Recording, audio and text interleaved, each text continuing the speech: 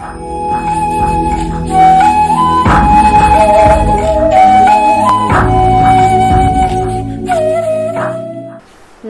जी सभी को। आज मैं ले आई हूँ अगला lecture origin of quantum mechanics पे। पिछले लेक्चर के अंदर हमने बात की कि हमें एक डिफरेंट ब्रांच ऑफ मैकेनिक्स की ज़रूरत क्यों पड़ी। वहाँ पर हमने डिस्कस किया कि photo electric effect, Compton effect, black body radiations, ये ऐसे फिनोमिना थे जिनको एक्सप्लेन करने के लिए entirely different approach, entirely different systems की ज़रूरत थी। तो वो स्ट्रैटेजीज़, वो अप्रोच कहाँ पे यूज़ की गई क्वांटम मैकेनिक्स में। अब धीरे धीरे हमें इतना वहाँ पर पता लग गया था कि जो बहुत छोटे छोटे से पार्टिकल्स हैं लाइक इलेक्ट्रॉन, प्रोटॉन, न्यूट्रॉन, इनकी वजह से कहानी के अंदर ये नया मोड़ आया। तो सबसे पहले इन पार्टिकल्स को जान लेना बहुत ज़रूरी है ताकि हम इनकी वजह से आने वाले चेंजेस को स्टडी कर सकें। So first of all I am going to discuss history of electron emission.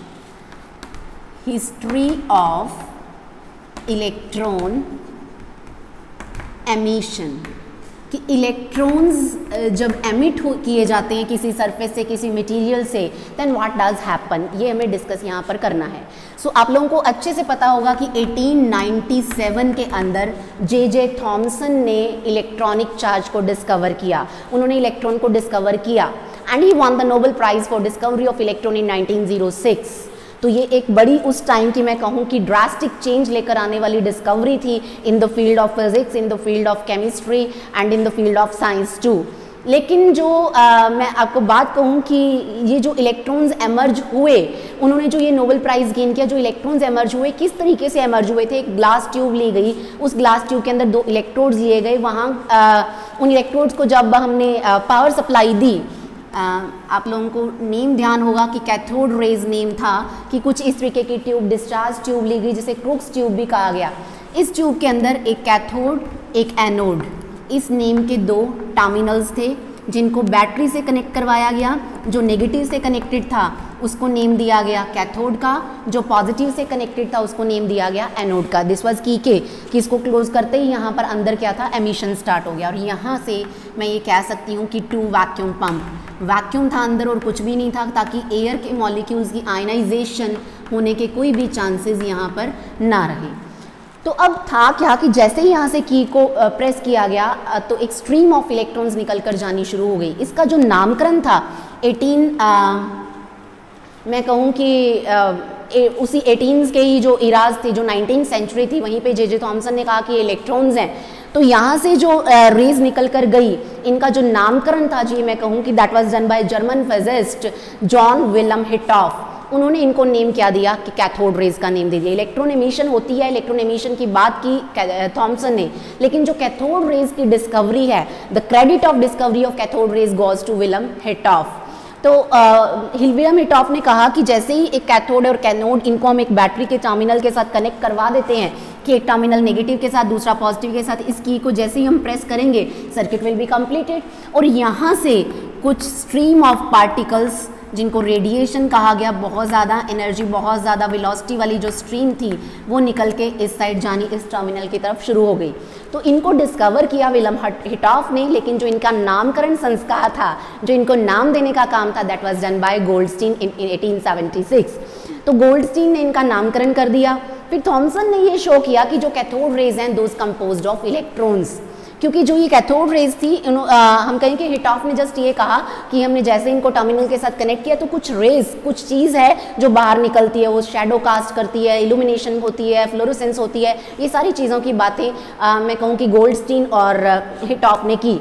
Thompson ने फिर ये इस्टेब्लिश करके हमें बता दिया कि ये जो स्ट्रीम ऑफ पार्टिकल्स है, ये जो कैथोड रेज हैं, इन कैथोड रेज के अंदर इलेक्ट्रॉन्स होते हैं। And they all use the concept that gases conduct electricity at very low pressure. उन्होंने यही कॉन्सेप्ट को यूज करके इन सभी ने काम किया। और in general I may say that when a gas enclosed in a glass tube, जो ये वाली ग्लास ट्यूब है जिसको हम क्रूक्स ट्यूब बोलते हैं, when a gas enclosed in a glass tube at very low pressure at about 0.001 millimeter of mercury containing 2 electrodes, a very high voltage is applied to this gas, electric current flows through the gas. हमने क्या कहा कि यहाँ पर एक gas रख ली है, gas contain, क्योंकि इलेक्ट्रॉन्स किसी मटेरियल के तो होंगे ना, तो हमने एक गैस रखी इस गैस के जो इलेक्ट्रॉन्स है वो एक जगह से निकल के दूसरी जगह पर जाने क्या है शुरू हो जाते हैं। हमें ज़रूरत पड़ेगी वैक्यूम क्रिएट कर लेंगे, ज़रूरत पड़ेगी एक पर्टिकुलर गैस रखेंगे। ये वैक्यूम पंप के साथ इसलिए भी कि पर्टिकुलर अमाउंट ऑफ गैस रखी जाए, एक particular amount of pressure buildup किया जाए अंदर। तो अभी हमने बात की कि very low pressure is maintained, 0.001 millimetre of mercury का प्रेशर जो था वो मेंटेन किया गया। And they observe that an electric current flows through this gas, ये उन्होंने ऑब्जर्व किया। And a fluorescent glow was appearing on the walls of glass tube, यहाँ पर एक fluorescent glow जो था उन लोगों को appear हुआ। A fluorescent glow was appeared along the walls of this tube, ये appear किया गया। अब इस ग्लो को थॉमसन ने, हिटॉफ ने या गोल्डस्टीन ने, उन सब ने क्या कहा कि ये जो ग्लो है that glow is due to cathode rays. They assume that this glow is due to some rays, those are emitted by cathode, और कैथोड से एमिट हो रही थी, कैथोड रेज कहा गया। थॉमसन ने कहा कि ये कैथोड रेज क्या है, इलेक्ट्रॉन्स है, क्योंकि कैथोड में से इमर्ज हुए, दैट इज वाई इनको क्या नेम दिया गया, कैथोड रेज का नेम दिया गया। उसके बाद अगर हम बात करें प्रॉपर्टीज ऑफ कैथोड रेज कि क्या क्या चीज़ें थी जो गोल्डस्टीन, हिटॉफ, थॉमसन इन लोगों ने इस कैथोड रेज जो हैं इनके लिए मैं कहूँ कि असाइन की कि ये करैक्टरिस्टिक्स हैं, ये प्रॉपर्टीज़ हैं जिनको कैथोड रेज फॉलो करती हैं। इट वाज इनिशियली ऑब्जर्व कि all these travel in straight line path follow कर रही थी, इसीलिए इनको रेडिएशन का नेम भी दिया गया, रेज का नेम भी दिया गया कि रेज जो हैं वो स्ट्रेट लाइन पाथ फॉलो करती हैं। they have a lot of penetration power, they penetrate into the thin foil of aluminium और गोल्ड, जो बड़े हल्के हल्के से मटेरियल्स हैं, हल्के हल्के से मेटल्स हैं, उनके अंदर ये पेनिट्रेट कर पा रही थी। तो इनके पास पेनिट्रेशन पावर थी, penetration power. These rays were capable of penetration into thin foil of aluminium and thin foil of gold. They were deflected by electric and magnetic field. Electric and magnetic field से उनको क्या मिल रही थी, deflection मिल रही थी। They were deflected by electric and magnetic field. कि electric field, क्योंकि हमें पता है कि इलेक्ट्रिक फील्ड मतलब पॉजिटिव नेगेटिव प्लेट्स, उसके अंदर अगर डिफ्लेक्शन मिल रही है इट मीन्स पार्टिकल्स चार्ज है। और मैग्नेटिक फील्ड हमें पता है कि चार्ज पार्टिकल के ऊपर ही फोर्स लगाती है, चलते हुए चार्ज पार्टिकल के ऊपर फोर्स लगाती है, अदरवाइज वो नहीं लगाती। हमें पता है वो भूतिया टाइप की फोर्स है, सिर्फ चलते हुए के ऊपर ही फोर्स लगाएगी। इसका मतलब है कि अंदर चार्ज पार्टिकल्स चल रहे हैं। So cathode rays were treated as a stream of charge particles containing electrons and it was assume that they carry negative charge, क्योंकि जो इलेक्ट्रिक फील्ड की तरफ उनकी डेविएशन थी, उनकी डिफ्लेक्शन थी, वो टूवर्ड्स पॉजिटिव प्लेट थी। तो यहाँ से ये इस्टेब्लिश हो गया कि cathode rays carry negative charge. They are normally emitted from cathode and I may say that irrespective of position of anode, कि एनोड कहाँ पे है, किस टाइप का है, नेचर ऑफ एनोड उसके ऊपर डिपेंड नहीं कर रही थी। So these were emitting from cathode, cathode से ही एमिट हो रही थी। These raise were emitted from cathode irrespective of nature and position of anode. Anode का इसमें कोई भी रोल नहीं था। And it was assumed, it was observe that speed of these raise were approximately 1/10 of speed of light. Light की speed का जो इनकी स्पीड थी, speed of cathode raise was approximately 1/10 of speed of light. Means बड़ी high speed के साथ ये particles travel कर रहे थे। हमें पता है जो स्पीड ऑफ लाइट है that is in the order of 10⁻⁸, तो ये 10⁻⁷ मीटर्स पर सेकेंड की स्पीड, इतनी ज़्यादा स्पीड से ये पार्टिकल्स जो थे वो ट्रेवल कर रहे थे। और उसके बाद ये ऑब्जर्व किया गया कि they produce fluorescence in the material, phosphorescence in few substances. Fluorescence आपने केमिस्ट्री में पढ़ा होगा प्रोसेस, फ्लोरोसेंस एंड फॉस्फोरेसेंस। ये cathode rays fluorescence and phosphorescence cause करती हैं, मतलब ग्लो कॉज करती हैं। आपने किसी मटेरियल के ऊपर इनको फॉल करवाया, उस मटेरियल के इलेक्ट्रॉन्स को इन्होंने एक्साइट कर दिया, वो इलेक्ट्रॉन्स डी एक्साइट होंगे। अब डी एक्साइट होंगे तो एनर्जी रिलीज करेंगे और वो एनर्जी फॉल करेगी विजिबल रीजन के अंदर, जो कि हमें नजर आएगी। और हमें नजर आएगी तो हम कहेंगे कि चमक रहा है, जुगनू चमचम कर रहा है। तो वो जो फ्लोरोसेंट है that is caused by these cathode rays, fluorescence and phosphorescence. And colour of fluorescence depends on the nature of substance, कि आपने किस टाइप का नेचर कैथोड का जो लिया हुआ है जहाँ से एमिशन हो रही है। और जो विलेमाइट है that emit green colour and alumina emits red colour. अलग अलग मटेरियल्स अलग अलग कलर्स को एमिट करते हैं। और I may say that this will cause blackening effect और photo electric effect they can on photographic plates. अब जस्ट सॉरी फोटो इलेक्ट्रिक निकल गया मेरे मुंह से क्योंकि हमें अगला टॉपिक वही करना होगा इसके जस्ट बाद। तो फोटोग्राफिक प्लेट के ऊपर दे कॉज ब्लैकनिंग इफेक्ट और they mark impression on photographic plate. Photographic plate क्या होते हैं? फोटो सेंसिटिव मटेरियल्स होते हैं जिनके ऊपर अगर आप रेडिएशन फॉल करवाते हैं तो उनके इलेक्ट्रॉन्स के अंदर एक्साइटेशन आ जाती है और डी एक्साइटेशन होती है, कलर जो है कलर के अंदर चेंज आना शुरू हो जाता है, हमें पता लग जाता है कि यहाँ पर स्पॉट आ गया, यहाँ पार्टिकल है, यहाँ स्पॉट आ गया, यहाँ पार्टिकल है। तो वहाँ पे ब्लैकनिंग हो जाती है, जहाँ जाकर इलेक्ट्रॉन्स फॉल करते हैं, जो गड्ढे बनाने चाहिए उनको वहाँ पे वो ब्लैक स्पॉट्स बना देते हैं। So we may call that this produce blackening effect on photographic plate और they mark their impressions on photographic plate, यानी कि हम फोटोग्राफिक प्लेट को कैथोड रेज के लिए एज अ डिटेक्टर यूज़ कर सकते हैं।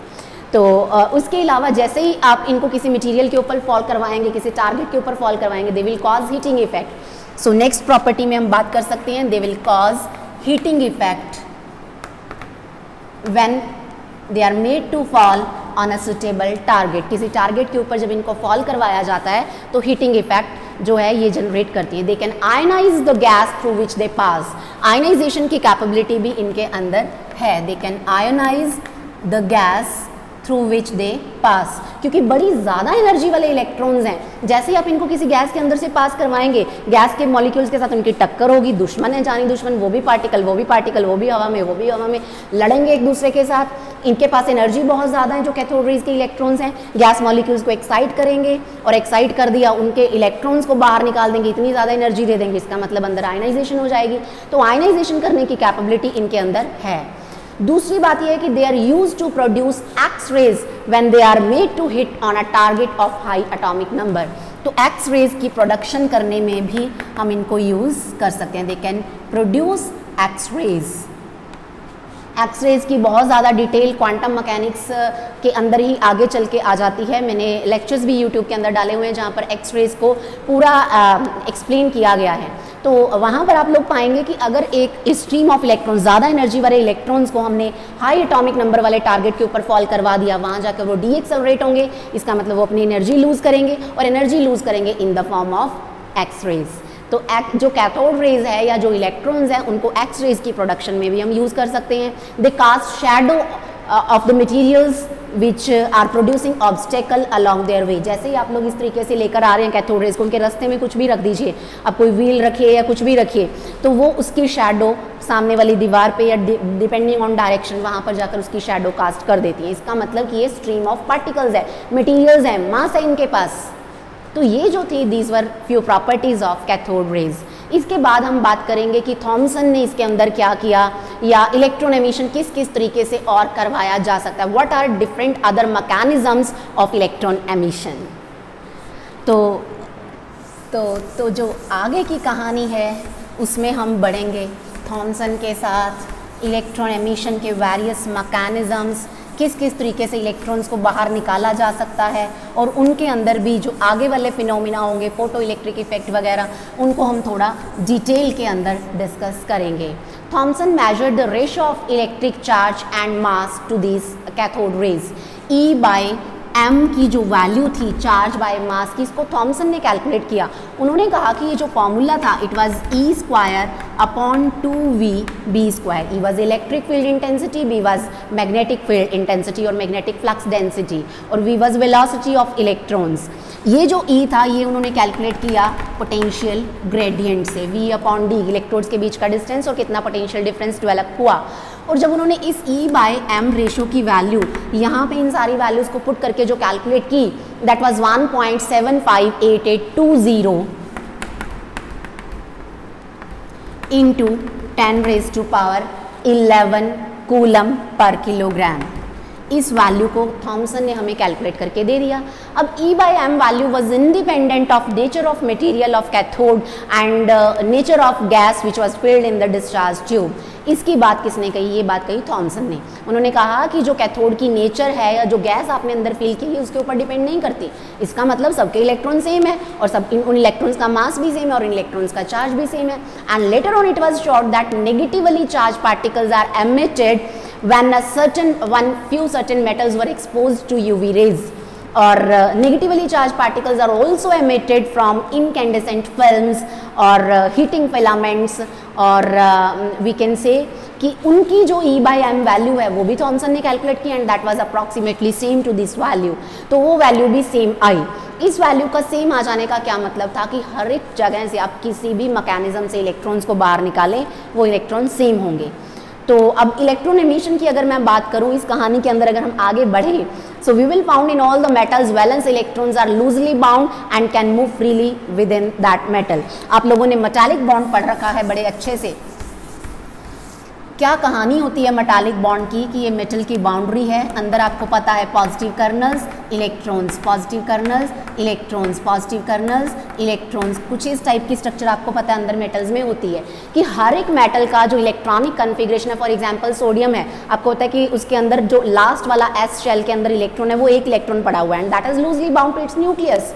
उसको बड़े आराम से बाहर निकाला जा सकता है, रादर वो बाहर निकल रहा होता है ना। अब जैसे एक क्लास के अंदर एक टीचर है, पढ़ा रहा है बिल्कुल लास्ट, और हंड्रेड्स ऑफ स्टूडेंट्स की क्लास है, बिल्कुल लास्ट गेट के साथ जो स्टूडेंट बैठा हुआ है बड़ा लूजली बाउंड होगा टीचर के साथ, उसकी इंटरेक्शन उतनी ज़्यादा नहीं, उसका ध्यान इधर उधर बाहर की कहानियों में थोड़ा ज़्यादा होगा। एग्जैक्टली सेम इस इलेक्ट्रॉन के साथ भी होता है, ये वैलेंस इलेक्ट्रॉन बड़ा फ्री होता है, अपने ही एटम के साथ इसकी बॉन्डिंग कुछ कम होती है, तो बेचारे का ध्यान इधर उधर बहुत भटकता है, ये इधर उधर मूवमेंट करता रहता है। So these free electrons are free to move within the boundaries of these metal. ये इतने फ्री होते हैं कि अंदर अंदर अंदर मूव कर पाते हैं, but these are bound enough to not to leave the boundary of this metal. ये इतने बाउंड भी हैं कि ये मेटल की बाउंड्री को क्रॉस करके दे कैन नॉट एस्केप, ये इससे बाहर नहीं निकल सकते। तो ये जो इलेक्ट्रॉन है, इन इलेक्ट्रॉन क्योंकि अंदर ही अंदर बड़े आराम से इधर उधर कहीं भी कोई इधर भाग रहा है, कोई उधर भाग रहा है, इधर चला मैं उधर चला मैं किधर चला, इधर उधर सब चले जा रहे हैं। ऐसी प्रॉपर्टी होती है गैस के पार्टिकल्स की। तो इस वजह से जो अंदर ये फ्री वैलेंस इलेक्ट्रॉन्स हैं इनको हम फ्री इलेक्ट्रॉन गैस भी कह देते हैं, कि मेटल्स के अंदर फ्री इलेक्ट्रॉन्स की गैस जो है वो प्रेजेंट है।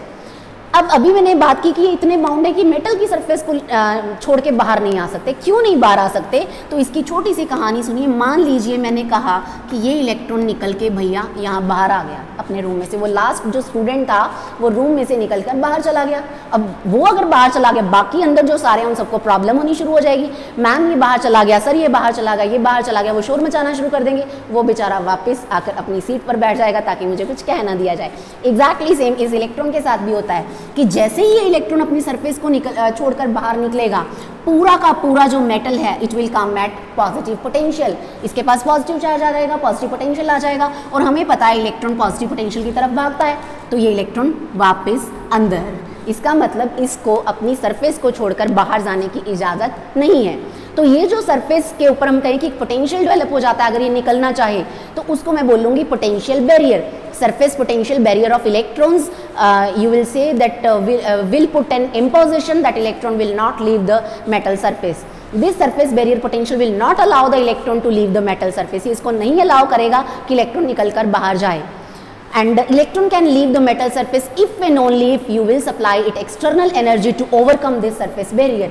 कि ये जो सरफेस पे एक पोटेंशियल बैरियर आ जाता है, अगर उसको ओवरकम किया जा सके तो इलेक्ट्रॉन बाहर आ जाएगा। मतलब उसी स्टूडेंट को बाहर आना है तो उसे बाहर से कुछ एक्सटर्नल फोर्स चाहिए। कोई दूसरा टीचर आकर कहे कि इसको बाहर भेज दो, तो टीचर उसको भेज देगा बड़े आराम से, क्योंकि जो वो टीचर की इन्फ्लुएंस थी, जो अट्रैक्शन थी, वो ओवरकम कर दी उस एक्सटर्नल टीचर ने। तो एग्जैक्टली सेम अगर आपको इस इलेक्ट्रॉन को बाहर निकालना है तो आपको बाहर से कुछ एक्सटर्नल एनर्जी इसको प्रोवाइड करनी पड़ेगी जो इस सरफेस बैरियर को ओवरकम कर पाए और इलेक्ट्रॉन बाहर आ जाए। और उस एनर्जी को आपको अच्छे से पता है, उसको क्या कहा जाता है, वर्क फंक्शन कहा जाता है। इसको हम डिटेल में पढ़ेंगे फोटो इलेक्ट्रिक इफेक्ट के लेक्चर के अंदर कि इलेक्ट्रॉन वहां से बाहर आ जाता है। और I may say the process of emission of electron from the metal surface is called electron emission.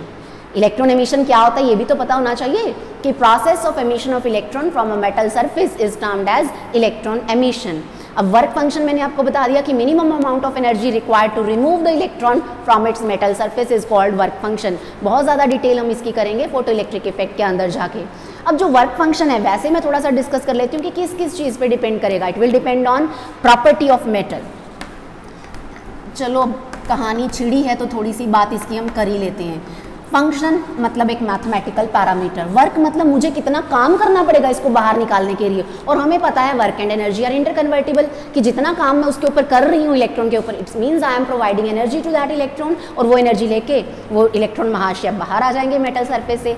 The minimum amount of energy required by the electron to eject out of the metal surface is termed as work function. और ये किस किस चीज़ पे depend करता है? It will depend on the properties of metal, कि कौन सा मेटल आप ले रहे हैं, और आई में से नेचर ऑफ मेटल सरफेस, किस टाइप का मेटल आप ले रहे हैं। कुछ मेटल्स की बॉन्डिंग बहुत ज़्यादा स्ट्रांग होती है, वो नहीं निकलने देते, हमें एनर्जी ज़्यादा देनी पड़ती है, कुछ की कम होती है, कम एनर्जी से भी काम चल जाता है। So nature of the surface पे भी डिपेंड करेगा कि आप सरफेस किस टाइप की ले रहे हैं।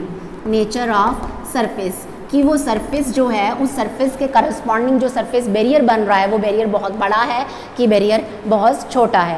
And another important thing is impurities. Impurities sometimes enhance करती हैं इस बैरियर को, समटाइम्स रिड्यूस करती हैं, मीन्स कभी कंडक्शन में हेल्प करती हैं, कभी उसको रोकने में हेल्प करती हैं। तो ये जो वर्क फंक्शन है इसको समटाइम्स W नोट, कुछ बुक्स फाई से डिनोट करती हैं, and it is measured in terms of electron volt. इसको इलेक्ट्रॉन वोल्ट के टर्म्स में मेजर किया जाता है। And you very well know 1 electron volt is equal to 1.6 into 10⁻⁻19 joules. आप +1 ऑनवर्ड्स इसको करते आ रहे हैं। और I may say that 1 electron volt is the energy gained by electron when it is accelerated through an potential difference of 1 volt. अच्छे से आपको ये चीज़ आती है। अब हमने इलेक्ट्रॉन एमिशन की डेफिनेशन कर ली। अब इलेक्ट्रॉन एमिशन के तरीके क्या क्या हैं, किस किस तरीके से ये एनर्जी जो हमने बाहर से देनी है, बहुत तरीके मेरे पास एनर्जी देने के। हो सकता है मैं जस्ट हीट करूं मेटल को और मैं कहूँ जी मैंने एनर्जी प्रोवाइड कर दी, या हो सकता है मैं लाइट फॉल करवा दूं, मैं कहूँ जी मैंने एनर्जी ले ली, या हो सकता है मैं इलेक्ट्रॉन्स ही फॉल करवा दूं और इलेक्ट्रॉन्स ही बाहर लेने की कैपेबिलिटी रखूं, या हो सकता है मैं उसको बैटरी से कनेक्ट करवा दूं। सो डिपेंडिंग ऑन कि किस मैथड से आप एक्सटर्नल एनर्जी प्रोवाइड कर रहे हैं। So there are 4 different mechanisms of electron emission, 4 different ways of electron emission, and what are those? First is thermionic emission. आपको नेम से ही क्लियर हो जाएगा कि इस प्रोसेस के अंदर what is happening. Thermionic emission, photoelectric emission, secondary emission. Quantum mechanics की study के लिए इन सारी चीज़ों का पता होना आपको बहुत ही ज़रूरी है। फील्ड एमिशन, क्योंकि अगर आप कोई मूवी बीच में से देखनी शुरू कर देते हैं, आपको ना स्टोरी पता लगती है ना मज़ा आता है, तो वो मज़ा लेने के लिए ज़रूरी है कि आप ये इलेक्ट्रॉन एमिशन को अच्छे से पढ़ें। तो thermionic, therm plus ion plus emission. Therm मतलब हीट, कि हमने हीट प्रोवाइड की, हीट प्रोवाइड करने से इलेक्ट्रॉन्स क्या आ गए बाहर। और आई में से this is the process of emission of electrons when a metal is heated, कि जब आप किसी मेटल को हीट करते हैं तो जो इलेक्ट्रॉन्स बाहर आ जाते हैं तो उस प्रोसेस को हम क्या बोलेंगे? Thermionic emission. और I may say that when a metal is heated, free electrons inside this metal gain energy and they come out of this metal surface, and बाहर आ जाते हैं वो। और उन इलेक्ट्रॉन्स वो जो बाहर आए हैं पार्टिकल्स, उनको हम बोलेंगे थर्मायंस। Those are termed as thermions, therm plus ions, कि थर्मल एनर्जी की वजह से, हीट की वजह से जो आयंस जनरेट हुए, and these are emitted because of thermal energy. So number of thermions are directly proportional to temperature. जितना ज़्यादा टेम्परेचर, जितनी ज़्यादा हीट आप देते जाएंगे, उतने ही ज़्यादा number of thermions are directly proportional to temperature. इसका मतलब ये जो एमिशन है it is directly proportional to temperature. जैसे ही आप टेम्परेचर देंगे, मान लीजिए मेरे पास कोई मटेरियल है, यहाँ पे हीटर है, मैंने क्या किया? उसको हीट किया, यहाँ से मैंने करंट पास करवाया, या मेरे पास हीटर है, मैंने हीट किया, उस हीट से इलेक्ट्रॉन्स यहाँ से बाहर आने शुरू हो जाएंगे। इस एमिशन को हम बोलेंगे थर्माइनिक एमिशन। और इस टाइप की एमिशन कहाँ पर होती है? कैथोड रेज ट्यूब्स में, टेलीविज़न ट्यूब्स में, और मैं कहूँ कि जो इलेक्ट्रॉन माइक्रोस्कोप्स हैं वहाँ पर इस टाइप की एमिशन जो है वो करवाई जाती है। और I may say the examples of thermionic emissions lie in CRT cathode ray tubes, television tubes, and अभी मैंने बोला था electron microscope, and incandescent bulbs, जो फिलामेंट बल्ब होते हैं, हीटिंग बल्ब होते हैं, उन सब में यही होता है कि जैसे जो 100 वाट के येलो कलर के बल्ब पहले यूज़ किए जाते थे घरों में, उनमें यही प्रोसेस था। करंट पास करवाया, हीट जनरेट हुई, उस हीट से क्या हुआ? इलेक्ट्रॉन्स एमिट होने शुरू हो गए। तो दैट वाज थर्मिक एमिशन। फिर उसके बाद अगर मैं बात करूं फोटो इलेक्ट्रिक एमिशन की, the process of emission of light when process of emission of electron when light of suitable frequency is made to fall on metal surface, कि आपके पास एक मेटल सरफेस है, उसके ऊपर आपने लाइट फॉल करवाई, photons fall करवाए, ये सांप की तरह ऐसे आते आते यहाँ गिर गए और यहाँ से इलेक्ट्रॉन्स बाहर आ जाएं bye gaining work function from these photons, तो उसको हम क्या बोलेंगे, फोटो इलेक्ट्रिक एमिशन। और जो फोटॉन्स फॉल हुए, इलेक्ट्रॉन्स एनर्जी एब्जॉर्ब की और उस एनर्जी को लेकर इलेक्ट्रॉन्स बाहर आ गए, यहाँ से जो इलेक्ट्रॉन्स बाहर आएंगे उन इलेक्ट्रॉन्स को हम बोलेंगे फोटो इलेक्ट्रॉन्स। ये ऐसा प्रोसेस है जिसे हमें डिटेल में पढ़ना पड़ेगा अगर हम क्वांटम मैकेनिक्स के अंदर आगे बढ़ना चाहते हैं तो। अदरवाइज इसको यूज़ कहाँ पे किया जाता है, सोलर सेल्स में यूज़ किया जाता है कि यहाँ पर आपने लाइट फॉल करवाई और लाइट फॉल करवाते ही मटेरियल से इलेक्ट्रॉन्स जो हैं बाहर आने शुरू हो जाते हैं। So photo electric emission can be used in solar cells, जो इसका मैं कहूँगी वाइड एग्जाम्पल है। उसके बाद हम बात करेंगे सेकेंडरी एमिशन। सेकेंडरी मतलब दूसरे नंबर पर होने वाली emission. So I may say that secondary emission is the process of emission of electron when highly energetic beam of electron is made to fall on metal surface, कि एक metal surface के ऊपर आपने electrons ही fall करवा दिए और ये electrons जाके जो अंदर वाले इलेक्ट्रॉन्स हैं उनको एनर्जी देते हैं और उनको बाहर निकाल देते हैं। पहले वाले जो फॉल हुए वो प्राइमरी इलेक्ट्रॉन्स थे, उसके बाद जो बाहर आए वो सेकेंडरी इलेक्ट्रॉन्स होंगे। दैट इज वाई इनको हम क्या बोलते हैं, secondary emission. And emitted electrons are termed as secondary electrons, दूसरे नंबर वाले इलेक्ट्रॉन्स। पहला नंबर तो प्राइमरी ले गए जो बाहर से आ रहे थे, जिनको हमने फॉल करवाया था। तो जो एप्लीकेशंस हैं इनके डायोड्स में ये यूज़ किए जाते हैं, काउंटर्स में यूज़ किए जाते हैं, डिटेक्टर्स में यूज़ की जाती है सेकेंडरी एमिशन। उसके बाद अगर मैं बात करूं फील्ड एमिशन, नेम से ही क्लियर है कि हम इलेक्ट्रिक फील्ड अप्लाई करेंगे। The process of emission of free electrons when a strong electric field is applied across the ends of a metal surface, कि आपने एक मेटल सरफेस के एंड्स पे यहाँ पर इलेक्ट्रिक फील्ड लगा दी। अब मेटल के अंदर पॉजिटिव कर्नल्स हैं, इलेक्ट्रॉन्स हैं, पॉजिटिव कर्नल्स हैं, इलेक्ट्रॉन्स हैं। अब ये पॉजिटिव को पुश करेगा, नेगेटिव को अट्रैक्ट करेगा, ये नेगेटिव निकल के यहाँ से मेटल से बाहर आ जाएगा, अंदर वायर के अंदर आ जाएगा। आप चाहें तो इसको बाहर भी ले सकते हैं। तो इस टाइप के एमिशन को हम क्या बोलेंगे, फील्ड एमिशन। और इसको कोल्ड एमिशन भी कहा जाता है। This is also termed as cold emission, क्योंकि हमने कोई हीट नहीं दी, कोई डायरेक्टली हमने कोई, मैं कहूँ कि टेम्परेचर बढ़ा दिया उनके अंदर और इलेक्ट्रॉन्स ने अंदर फुदकना शुरू कर दिया, ऐसा हमने कुछ नहीं किया। हमने सिर्फ एक बैटरी लगाई, उसने उनको डायरेक्शनल कर दिया, अभी तुम इधर आ जाओ, तुम इधर चले जाओ। That is why this is also termed as cold emission. और कोल्ड कैथोड एमिशन ये भी कहा जाता है, इसको हम कोल्ड कैथोड एमिशन भी बोलते हैं, क्योंकि हमें लगता है कि हीटिंग जैसी कोई चीज़ अंदर नहीं हुई। And this process you can say can be utilized in the generation of cathode rays। Electric current जब फ्लो करवाया जाता है किसी भी सर्किट में, तब भी हम इस प्रोसेस को यूज़ करते हैं। अब क्वांटम मैकेनिक्स की ही दुनिया में आगे चलने के लिए, इसको अच्छे से समझने के लिए हमारा नेक्स्ट लेक्चर फोकस रहेगा फोटो इलेक्ट्रिक एमिशन पे। क्यों होता है, कैसे होता है, क्या कहानी है, किसने क्या किया, क्यों किया और इसका क्या रोल रहेगा आगे क्वांटम मैकेनिक्स में, that we all discuss in our next lecture. Thank you so much.